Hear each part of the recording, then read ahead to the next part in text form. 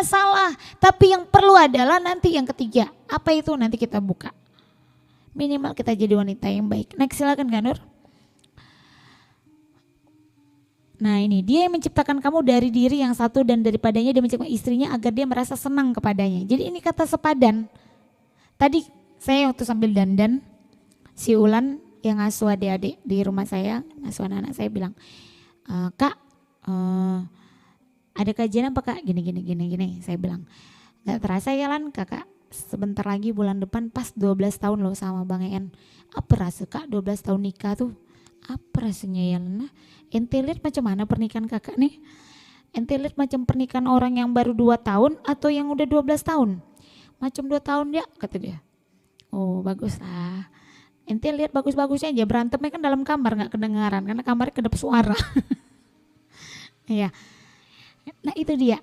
Jadi pada saat kita tuh seseorang itu merasa kita nyaman, jadi hal pertama tanda sebenarnya dia jodoh adalah kita merasa nyaman dengannya. Tapi ingat ya, jangan nyaman dengan suami orang atau jangan nyaman dengan istri orang. Saya tekankan benar-benar nih, adik-adikku sayang, kakakku sayang, jangan coba-coba main api. Gak ada indahnya. Kecuali itu ya udah bercerai, itu beda cerita. Duda boleh, gak masalah. Buy one get one, it's okay. Buy one get two, buy one get three, asal kuat, it's okay. Iya kan? Penting pajak ditanggung pemenang. Ya. Nah, oke, selanjutnya. Allah menjadikan kami bagi kamu istri-istri dari jenis kamu sendiri. Nah, surah ini, ayat ini yang dijadikan pembenaran oleh para LGBT. Memberikan pasangan dari jenis-jenismu sendiri. Itulah dia pikir pernikahan sejenis. Padahal bukan seperti itu konsepnya. Dari jenis-jenis kamu sendiri, udah jelas-jelas itu. Kamu istri-istri dari jenis kamu sendiri dan juga bagimu dari istri-istri kamu. Kenapa di sini nggak dijawab dari suami-suami kamu? Kenapa istri? Karena Allah sedang bicara dengan laki-laki yang menentukan untuk memilih kita. Tapi boleh kita memilih? Boleh. Ya, oke, next selanjutnya. Wanita itu dinikahi karena 4 hal, yaitu harta, keturunan, kecantikan, dan agama. Pilihlah wanita yang taat beragama, maka engkau akan bahagia. Ini tadi saya bilang, kalau mungkin secara harta, kita biasa-biasa saja. Bukan terlahir dari anak sultan, bukan terlahir dari orang kaya. Mungkin kalau keturunan kita bukan keturunan dari darah biru, cumi-cumi. Atau mungkin darah apapun gitu. Darah sultan, darah apapun bukan. Atau mungkin kita juga secara fisik juga B aja.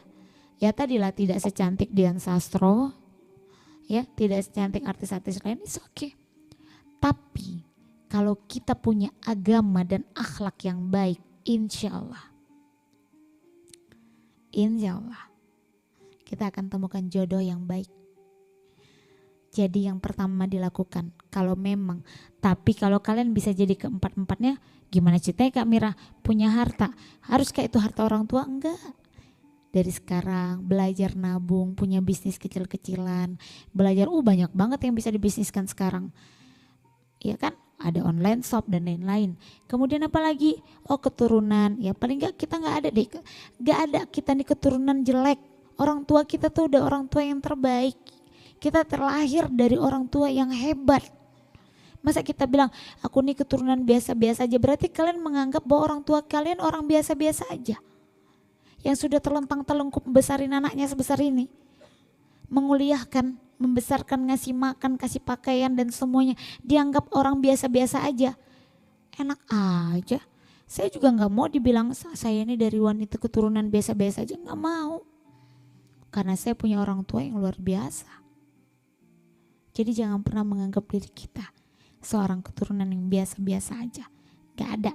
Mau itu darah biru sekalipun tetap sama. Hamil mamanya 9 bulan lebih. Gak ada yang hamilnya setahun 5 bulan baru lahir. Gak ada yang lahir udah pakai baju. Gak ada yang lahir udah langsung pakai cincin berlian. Semuanya dalam keadaan telanjang. Ya.